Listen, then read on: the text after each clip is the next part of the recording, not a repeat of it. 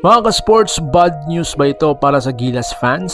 Usap-usapan na naman ngayon ang pangalan ni Coach Chot Reyes na posibleng bumalik bilang coach ng Gilas Pilipinas.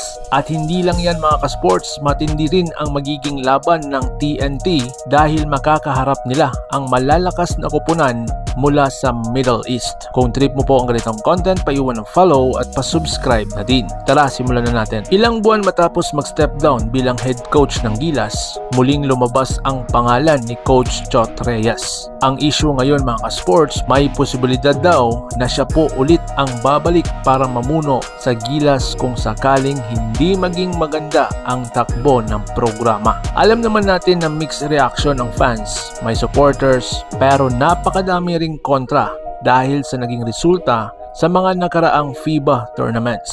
Kung babalik si Coach Chot, malaking tanong ngayon mga ka-sports kung magiging maganda ba ang chemistry ng team o mauulit lang ang dating problema. Samantala mga ka-sports, ang TNT Tropang Giga ay haharap sa malalakas na kupunan mula sa Middle East sa kanilang international campaign. Kilala ang mga Middle Eastern teams na may matitibay na imports, malalaking big man at disiplinadong sistema ng laro. Delikado ito para sa TNT lalo na't nagre-rely sila sa shooting at bilis, habang ang kalaban ay may size at power advantage. Kailangan ng TNT mag-adjust at magpakita ng matinding teamwork para hindi sila malubog. So ano ang susunod? Mga ka-sports, kung sakaling magbalik si Chot, magiging malaking usapin ito bago pa magsimula ang mga susunod na tournaments. Para naman sa TNT, napakalaking challenge ang international stage. Pero may chance silang ipakita na kaya nilang makipagsabayan kahit sa malalaking koponan.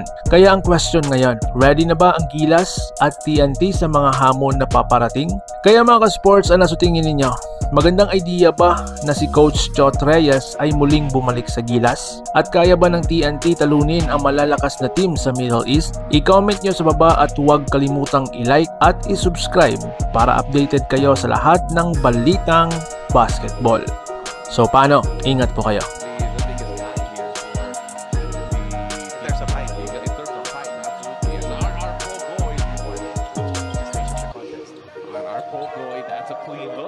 Coach really kept it simple. They just really want to see more effort. Back to you, gentlemen. Want to see more effort, want to see